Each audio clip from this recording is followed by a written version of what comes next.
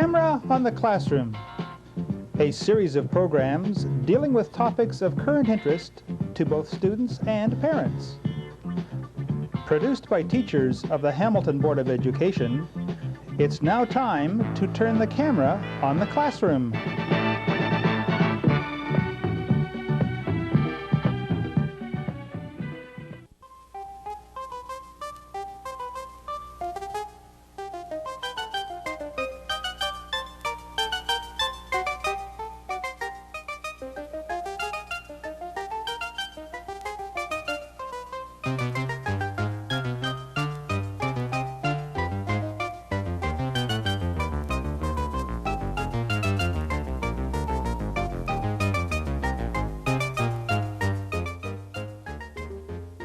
Good evening. Welcome to the first in a series of programs dealing with educational issues and events. My name is Jane Sherwood, and I am a special education teacher in 4 of Hamilton's elementary schools. It is my pleasure to introduce a topic of current concern: computers in the classroom. Are they problem solvers or problem makers? About 2 years ago, the Ontario Ministry of Education, in recognition of the rapidly growing importance of the computer in our society, decided to provide 1 computer for every 7 students in this province by 1990. On our program tonight, we will consider how the Hamilton Board of Education is responding to the Ministry's challenge. We have gone inside the schools with our camera to find out on a first-hand basis the various uses and benefits of computers at different grade levels. We will also be discussing some of the problems that the board is encountering in implementing computers into our school system. But first things first, I visited Queen Mary School and asked Principal Ron Hopkins why computers are needed in our classrooms. I think it's one of the prime responsibilities of education to prepare children to go out into society and to live in a world that's changing and where communication is becoming so important. And for that reason, I believe it's our responsibility to make sure that our children are acquainted and are aware of the potential of computers and acquainted with the wide variety of ways that computers are used in our lives and are going to be in the future used, and also to have some knowledge of the implication of these changes that are in the offing in the future. And that, I believe, is our prime responsibility in this area. Mr. Hopkins' students agree that computers are important in the classroom. Pretty soon, the computers are going to be very important for jobs, and it teaches how to type and print things. I like it because if I'm going to be an actor, whatever. Like I want to be an actor. Computers are used in movies and things like that to help make the movie. In most jobs, like the police station and things like programmer. that, they have people that work the computers. Computers can be used in many different ways. Ron Hopkins discusses the various ways in which he uses them in his school. In the regular classroom, one of the very important features of the computer, uses of the computer, would be to be using the computer as a resource center. They can also be used to calculate and to solve problems. We're now working on another program, a program created by Lisa Burnside. The students in this class take instrumental music, so they're very interested in music. The computer can also make various notes by programming it properly. And Lisa has created a program. It's actually a game that can be used by students to identify the names of songs. But probably the most important thing about this is that it has been a good problem-solving program in that Lisa's had some difficulties and other students have been able to help her solve the problems. Lisa, could you just tell us a little bit about your program and how it started? Well, it started when I was reading a book and I read like how to make notes and songs on the computer, so that's how it started. And I just went home to music books we had and got all to the notes to it and got into the computer and started to play the notes. And then I got the idea to make a little quiz out of it, so that's how it started. What was the difficulty that you've had and these other people have been able to help you with? Well, difficult was how to get the next song to play after, and Todd helped me out here. We just couldn't do it, and then I've had some difficulties on clearing the screen and getting the correct answer to come on and incorrect answer, and we still have that problem for the last song. What steps did you take, Todd, in helping Lisa? What did you do first? She'd give me a problem, so I'd just list it, and then I'd look at it, and if I couldn't fix it, then I'd ask the other two guys to give me a hand, and then if I could, I just went along, and me and Lisa talked about it, and then it would usually work. So, Lisa, what do you think you've learned from writing this program? A lot about like music and how to program computers and how to do all the little extras to make it, look really good. That's really about it. Okay, not only just using your own creativity in creating the program, but I think that you've also learned how to rely on other people as resources, and you certainly can see that this whole group have put together their ideas to help you solve any of the problems in writing your program. The ability of computers to work very quickly at the solving of problems makes them a very useful tool, and that they can also be used in the area of remediation, working with specific children with specific difficulties and helping those children through some rough spots that they're experiencing. If you take 3 from 17, is that going to give you a number on your screen? No, it's too big, isn't it? Oh, that's 111. What do you think you should do then? What do I do now? Well, you made a mistake. Okay, do 8 plus 3. I'm going to level 2. No, you can't get level 1. 8 plus Okay, try and get level 3. 1 first. Then what are you going to do with 9? Are you going to add the 9 to that, or are you going to subtract it from that? What's 8 plus 3?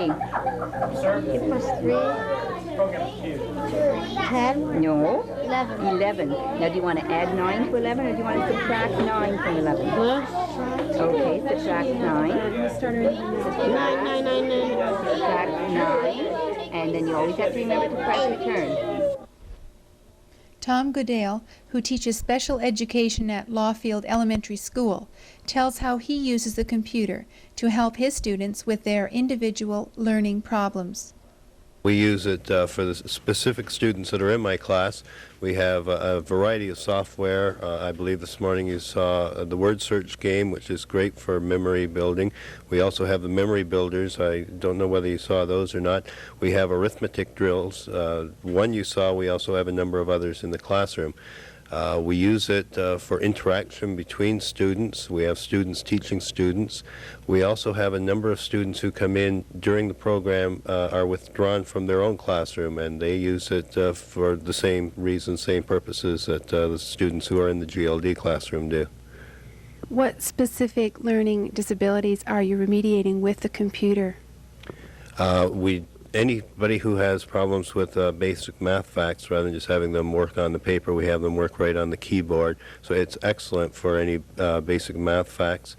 And then we also use it for hand and eye coordination, the games that most people consider to be fun, asteroids and space invaders and whatnot. This is an interesting comment regarding the games. A lot of people might wonder whether the students are wasting time, whether they're in fact learning skills. What skills are they actually learning while they're playing these particular learning games? Okay. If we look at the Space Invaders one, it's basically hand-eye coordination, but it's excellent for communication, intercommunication skills between the students. There are other games that are based on the software that we will use at the computer lab down at the board, and they're Apple games. They teach math facts at the same time as teaching a game. They teach communication facts, sentence facts. There's one that they use where they put the nouns, verbs, the adjectives in, and then they create their own story from that. And they just love doing that because the computer comes up with a very interesting, funny story for them.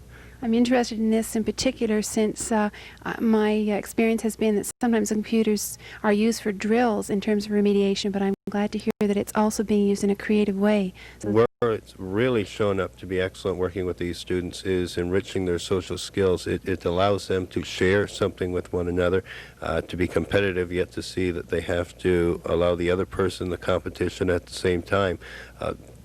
We get very little arguing or quarreling over the machine. People are more than willing to share it with one another and to use it the way it can best effectively be used. I noticed that when a student corrects another student, the response here seems to be quite positive. They just carry on and correct the mistake and go on. Could you speak to me about the motivation factors involved in terms of their drill? How do they respond to the drill on paper and pencil versus computer drill? Oh, that far superior on the computer. They just love to get their hands on it. They never get tired of it, and they see it as more than just a learning process because they enjoy the keyboard that goes along with it. It's a great motivator in the classroom. I was also interested to see the instant feedback. As soon as the question was right, there was a big okay.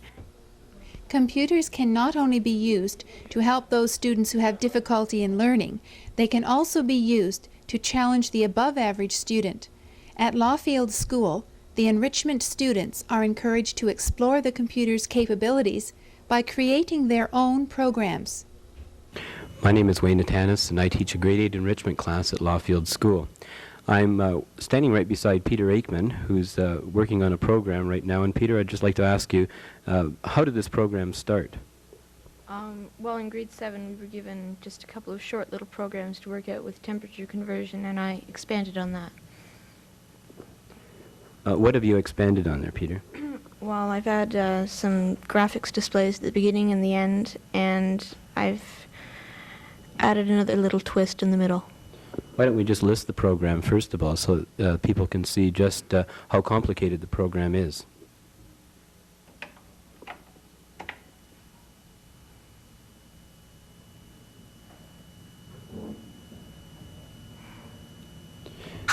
Now maybe Peter, you'd like to just run the program so that we can see just all the efforts of your work here.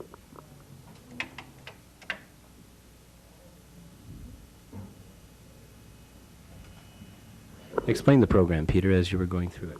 Well, that's just the graphics display at the beginning. And then this part here is where you just decide whether you want it to convert from metric to imperial or imperial to metric. And then you just have to touch which button you want. So I've chosen Celsius to Fahrenheit, so 0. And then that tells you what it is in Celsius and then what it is in Fahrenheit, and asks you whether you want to do it again. So yes. And then I choose Fahrenheit to Celsius, and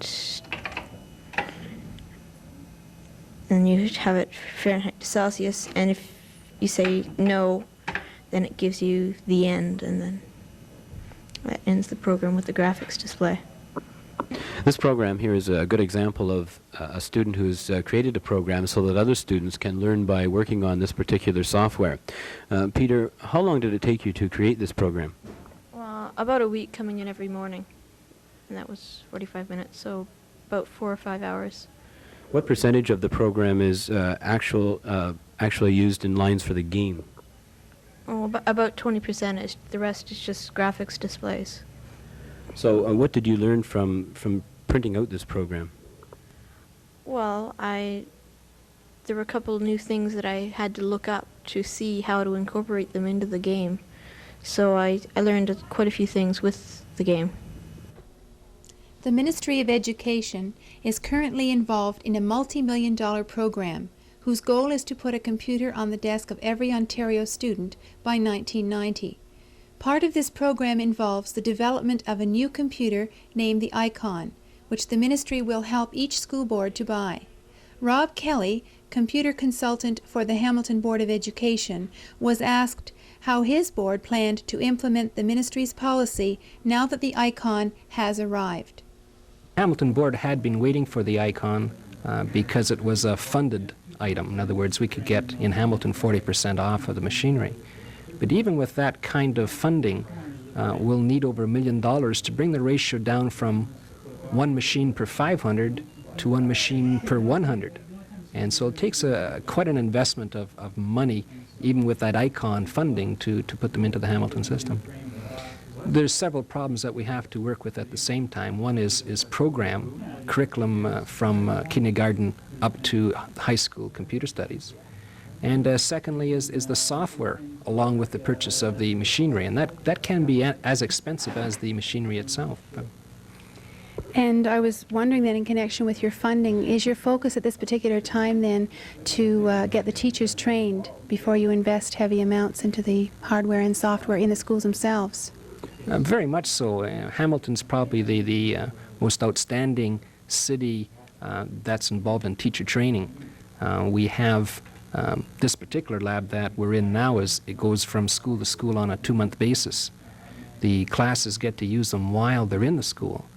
In the evenings, though, instructors come in and we in service for 15 hours, the teachers in the city. And by the end of the... Excuse me, the in-servicing you're speaking about now, is this something that teachers do voluntarily at this point, or is there some other plan involved regarding the teacher training? It is voluntary, and we find about 98% of the staff do come out voluntarily. Yeah. Over here we have a couple of teachers who are... We're going to be doing, bringing in some grade 9 and grade 10 classes. The problem with the computer science program is it doesn't start formally until grade 11, and so we try to get the grade 9s and 10s in here for a day or two just to go through some things. And so what these teachers are doing is looking at the programs we're going to be using when we bring in their grade 9 and 10 classes. What we try to do is as much as possible when we have these machines is do some games, educational games. For instance, this particular one is a math game. And again, the motivational aspect of this is important. Students like games of any kind, and if you can get a game that practices math skills or whatever, then it tends to work better than just straight math drills. So these teachers are going through this game so they know how to prepare their students for it when they come in. For the sake of parents that are watching, what kind of student training is offered by the board at this particular time, other than in class? Is there anything at this particular time regarding courses? There's a new program that's before the trustees now to open up computers on a Saturday at 2 different sites. And also we've had a summer program with continuing education for kids in grades 4 and 5 and 6 to grade 8. And they seem to enjoy it. They get time during the week to work on the micro labs. Yeah. Any parent watching that would be interested in getting involved in this type of program, what would be the deadline for applying for this kind of program, say in the summertime, for their student? Usually the applications start to be requested May and June of the year before the summertime, and they take applications through continuing education at the board. Right. Yeah. The other thing I was really concerned about is that right now it appears that some schools do have computers, sometimes on a rotary basis such as a lab. Sometimes they have no computers, and sometimes they have some because they've actually drummed up their own computer via funds from the community itself. And I was wondering if there's any centralized future policy that might be incorporated into your plans regarding how to implement computers into our classrooms in a very fair way so that each student throughout the system is getting actually equal opportunity to the computers. At the present time, we have purchased only 135 machines. That makes a ratio of one machine for every 500 students, or 1 per school. To get that equity in, tremendous funding would have to be put in. I would estimate, for the kind of fairness you're speaking of, about $2 million over the next 5 years. Is the board prepared at this time to actually come through with the funding, or is there a lot of debate still regarding this particular funding? Much debate at this point yet. They're not sure what our funding grant from the government will be, and that's what they're hesitant on. Now, in the newspaper article in The Spectator, you were saying you're not really worried if we're going to be ready for 1990. Do you still feel that way, that you're not worried that we are going to make it? I mean, can kids really wait for us to get our act together? The teachers will be ready and trained. Whether or not we'll have machinery to work with the children will be a whole other matter. Mm-hmm. And that is one the trustees will have to work out. That's right. So really our funding is the key hang-up right now, isn't it? Yes, mm-hmm. it is. Now, the other, I guess the last question I have is regarding the software issue. I understand that we're having a bit of problem regarding getting it all together in the sense of monitoring what kind of software, A, we're going to purchase, and B, the quality of the software. Can you speak to this issue? Sure. At the present time, software is monitored centrally, and we attempt to purchase software in bulk and therefore distributed among the schools so they're running the same kind of software. It's very expensive.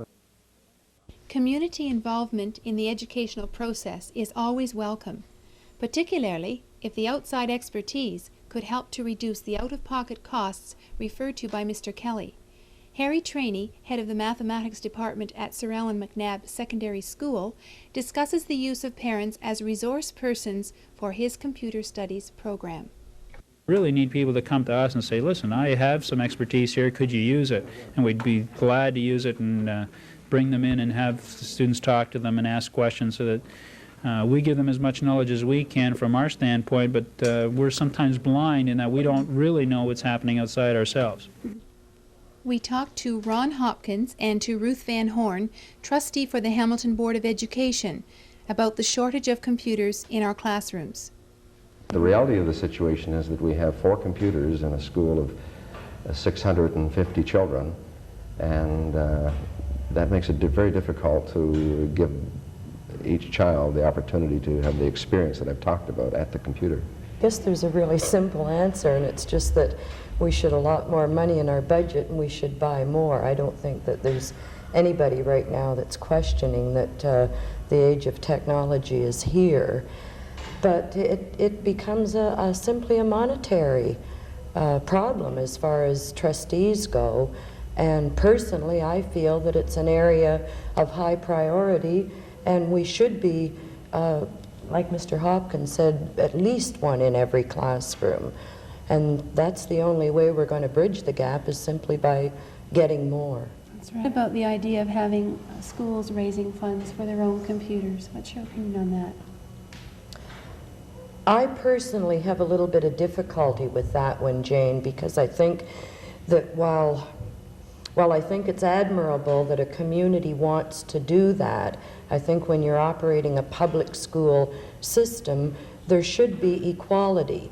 And I think that if educators deem computers as a necessity for teaching, then all children should have access to it.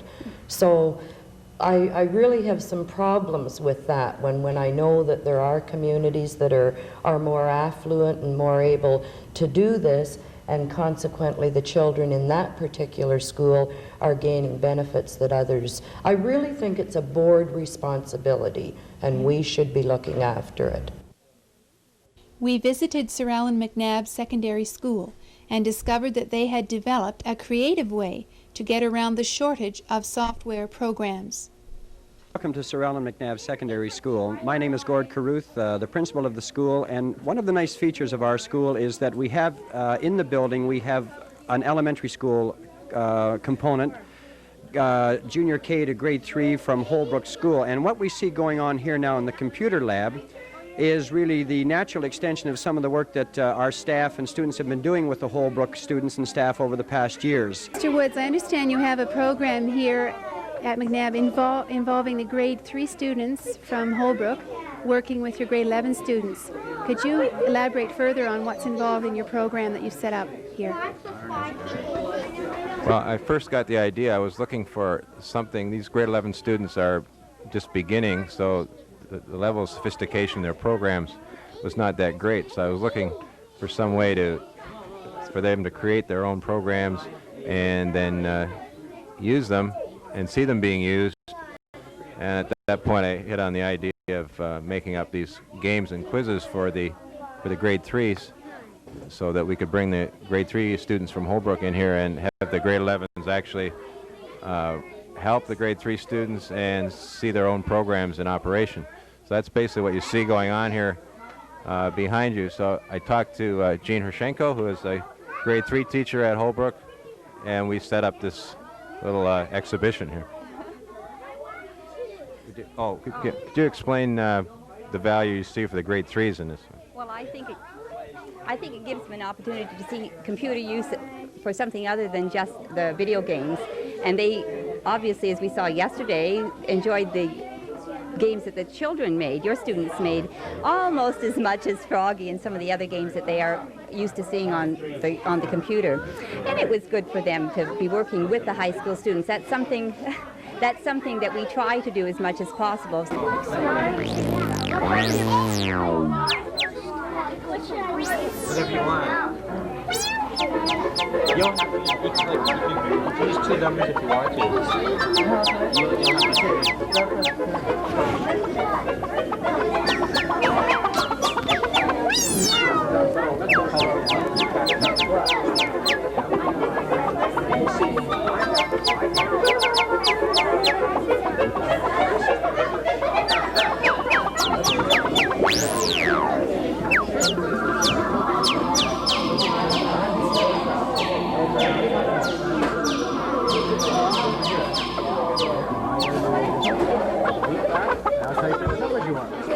That is our look at the computer in the classroom.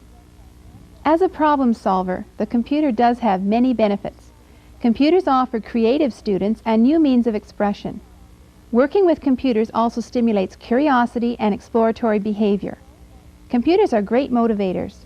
Slow or handicapped learners often lose their fear of failure, and instead of being hesitant towards schoolwork, can become more self-confident, responsive, and actively involved in learning. Computers can also be useful in providing positive social experiences. Kids love to share their ideas, and they enjoy solving problems together. Computers make learning fun for kids at all ages. At the same time, however, there are some serious financial obstacles in trying to implement the Ministry of Education's goal of having one computer for every 7 students by 1990. Yet despite these very real difficulties, it is still our responsibility as educators, taxpayers, and parents to see that the next generation become masters of, rather than slaves to, technology. For the well-being of our future economy, environment, and society will depend upon how well our children are able to function in a computerized world, and upon how well they learn to use the computer to solve complex world problems. Because computers are operated by human beings, and hence subject to error, children will need guidance in the ethical use of these powerful tools.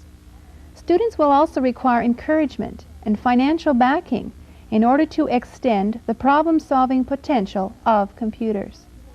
As Shakespeare said, "Time waits for no man." We must therefore act, and act quickly. Today's students need much more hardware to ensure that each child receive equal opportunity on computers. They also require better quality software. Some problems to consider.